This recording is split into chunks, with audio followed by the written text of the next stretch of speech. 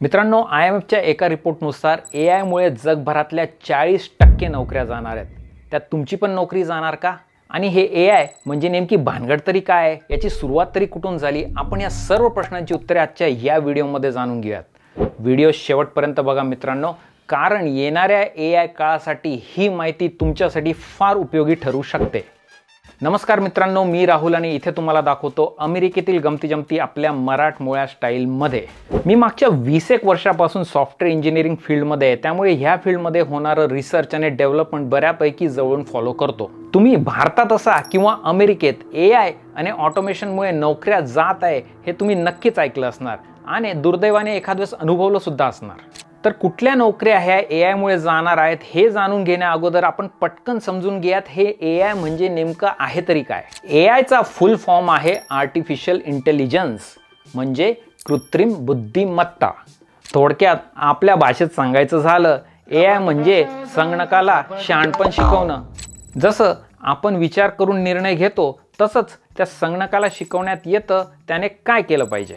उदाहरणार्थ AI वापरून तुमचा मोबाईल तुमचा चेहरा ओळखतो, Google मॅप्स तुम्हाला रस्ता दाखवतो किंवा ऑनलाईन शॉपिंग करत असताना तुम्ही कुठली गोष्ट विकत घेऊ शकता हे तुम्हाला दाखवण्यात येतं। आर्टिफिशियल इंटेलिजन्स ही कम्प्युटर सायन्स फील्डमधली एक शाखा आहे। आपला मेंदू जसा एखाद्या गोष्टीवर काम करू शकतो तसंच एखादा रोबोट किंवा संगणक किंवा तुमचा मोबाईल आर्टिफिशियल इंटेलिजन्सच्या मदतीने ती कामे करू शकतो। तर ही कृत्रिम बुद्धिमत्ता म्हणजे हे शहाणपण कम्प्युटर्सला कसे शिकवतात बरं? तर सगळ्यात अगोदर वेगवेगळ्या प्रकारची माहिती म्हणजे इन्फॉर्मेशन ही त्या कम्प्युटर्समध्ये टाकण्यात येते आणि ही अशी वेगवेगळी माहिती टाकून कम्प्युटर्स ट्रेन होतात आणि त्यांना मिळते कृत्रिम बुद्धिमत्ता म्हणजे आर्टिफिशियल इंटेलिजन्स। तुम्हाला अजून एक उदाहरण द्यायचं झालं तर तुमच्या मोबाईलवर तुम्ही जेव्हा ओके गुगल किंवा हे सेरी असं म्हणून जेव्हा प्रश्न विचारता तेव्हा तुमच्या मोबाईलवरचं AI सगळ्यात अगोदर तुम्ही काय बोलत आहात हे समजून घेतं आणि नंतर त्याचं उत्तर शोधून ते तुमच्या समोर ठेवतं। आता पटकन बोलूयात AIच्या 3 प्रकारांबद्दल। सगळ्यात पहिला प्रकार म्हणजे नॅरो AI। नॅरो म्हणजे मर्यादित। हा AI आहे सिंगल कामाचा स्पेशलिस्ट।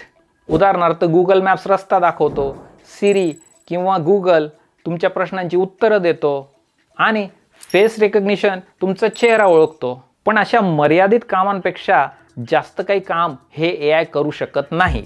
अजून एक उदाहरण, जेव्हा तुम्ही YouTubeवर येतात अमेरिकन भाऊंचा व्हिडिओ बघायला, तेव्हा YouTubeला माहिती असतं तुम्ही कुठले कुठले व्हिडिओ बघतात, किती वेळ बघतात।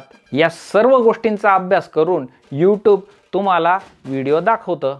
त्यावरून आठवलं, YouTube मला सांगतंय तुम्ही भाऊंचे व्हिडिओ तर बघतात भरपूर पण सबस्क्राईब नाही करत, हे काय चुकीचं आहे राव। चॅनलला पटकन सबस्क्राईब करून टाका। आता बोलूयात AIच्या दुसऱ्या प्रकाराविषयी, जनरल AI, स्मार्ट सर्वज्ञानी। हा प्रकार म्हणजे माणसासारखा हुशार, जो कोणतंही काम करू शकतो, माणसासारखा विचार करतो, शिकतो आणि निर्णय घेतो। पण ह्या प्रकारचं AI अजून पूर्णपणे विकसित झालेलं नाही। थोडक्यात अजून सुद्धा ही विज्ञान कथेतील एखादी कल्पना आहे असं तुम्ही म्हणू शकता। आणि सगळ्यात शेवटचा प्रकार म्हणजे सुपर इंटेलिजन्स, सुपर बुद्धिमान AI, हुकमाचा मालक।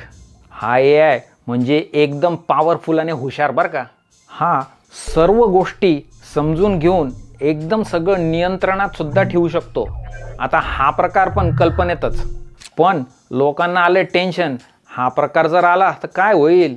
टर्मिनेटर किंवा जार्विस, आयर्न मॅन मधला त्यांचा AI असिस्टंट, ही सगळी सुपर इंटेलिजन्स AIची उदाहरणं।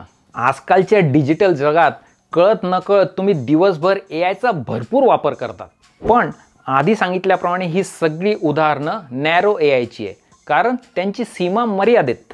आता ह्या नॅरो AI मध्येच आजकाल भरपूर चर्चेत असलेली एक टेक्नॉलॉजी म्हणजे ChatGPT।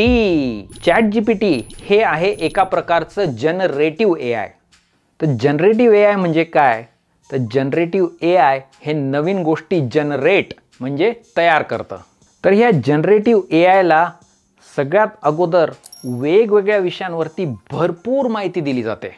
आजच्या घडीला तुम्ही जर इंटरनेटवर जाल, तुम्हाला ज्या विषयाबद्दल माहिती हवी ते तुम्हाला सापडेल। अशी ही सगळी माहिती वेगवेगळ्या विषयांवर ती त्या जनरेटिव्ह ए आयला देण्यात येते. थोडक्यात तुम्ही असं विचार करा की ह्या इंटरनेटवर जी जी माहिती आहे, लाखो करोडो ते फेसबुकचे पोस्ट, इन्स्टाच्या रील्स, यूट्यूबचे व्हिडिओ, करोडो वेबसाईट्स, ही सगळी माहिती घेऊन ते त्या ए आयमध्ये टाकण्यात येते. आणि मग तुम्ही जे सांगाल ते घेऊन हा ए आय त्याच्या मेंदूतल्या ह्या भल्या मोठ्या लायब्ररीच्या मदतीने काहीतरी नवीन बनवतो आणि तुम्हाला देतो. जनरेटिव्ह ए आय म्हणजे एक असा कलाकार जो कधीच थांबत नाही, नेहमी तयारीत. फक्त सांगितलेल्या शब्दांवरून कथा, कविता, मीम्स, चित्र हवं ते बनवू शकतो. आता एक जर सोपं उदाहरण द्यायचं झालं, मी जर ChatGPTला सांगितलं, बाबा भाऊंना एक मस्त मराठीमध्ये जीवनावरची कविता लिहून दे, ChatGPT सगळ्यात अगोदर समजून घेतं की भाऊंना मराठीमध्ये एक नवीन कविता हवी आहे. मग ते त्याच्या मेंदूतल्या हजारो लाखो मराठी कवितांचा अभ्यास करतं आणि एक नवीन कविता बनवून भाऊंना दाखवतं. आता मला जरी हे सगळं सांगायला 1-2 मिनिट लागले, ChatGPTला एवढा वेळ नाही लागत, काही क्षणात उत्तर देतं ते. तर आजकाल या जनरेटिव्ह ए आयने सगळीकडे धुमाकूळ घातलाय.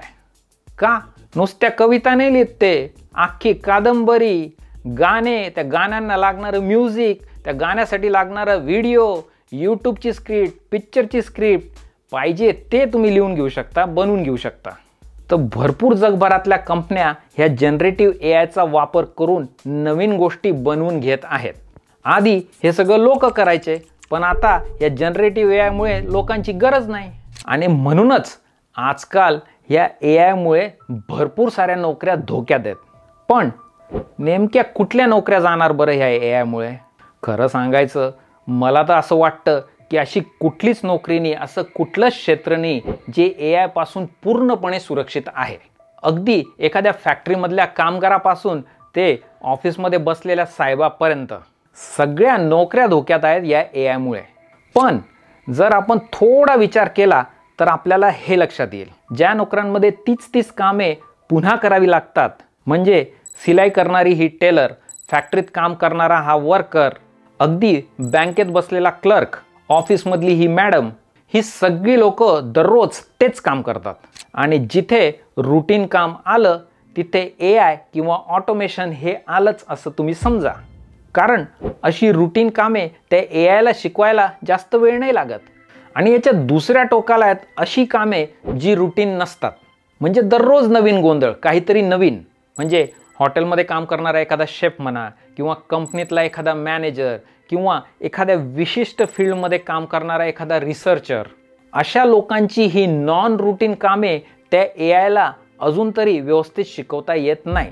आणि म्हणूनच नॉन रुटीन काम करणारे सध्या तरी या ए आयच्या जॉब्सपासून सुरक्षित आहेत.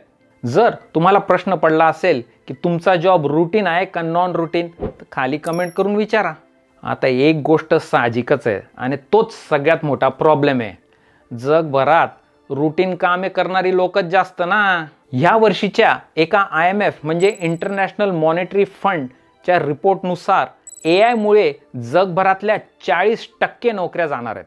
40% मित्रांनो, हा आकडा लय मोठा आहे. आणि IMF ही युनायटेड नेशन्सची एक रेप्युटेड संस्था आहे, त्यामुळे या गोष्टीकडे आपण लक्ष देणं फार महत्त्वाचं आहे. आता त्यांच्या ह्या रिपोर्टमध्ये त्यांनी एक गोष्ट क्लिअर केली आहे की ए आयचा सगळ्यात जास्त दुष्परिणाम हा विकसित राष्ट्रांवर होणार आहे. अमेरिकेत दिवसेंदिवस नोकऱ्या कमी होत आहेत हे तुम्ही ऐकलंच असणार. अमेरिकेसारख्या विकसित राष्ट्रात राहण्याचे असे तोटे पण असतात बरं का भावांनो. आता शॉर्ट टर्ममध्ये जरी ए आयने घातलेला हा गोंधळ तोट्याचा असला तरी लॉंग टर्ममध्ये हे ए आय आपल्या सगळ्यांसाठी फायद्याचं ठरवू शकतं. प्रत्येक राष्ट्राने, तिथल्या सरकारने त्यांच्या लोकांना येणाऱ्या काळासाठी व्यवस्थित प्रशिक्षण दिलं पाहिजे, लोकांना तयार केलं पाहिजे. आता तुम्ही म्हणाल सरकारच्या भरोश्यावर राहिलो तर झालं, आणि अगदी बरोबर आहे तुमचं. हातावर हात ठेवून सरकार मदत करेल अशी अपेक्षा करण्यापेक्षा तुम्हीच स्वतःला येणाऱ्या काळासाठी तयार करू शकता. कसं? एका नवीन व्हिडिओमध्ये सांगतोच, तोच तर वाजव रे.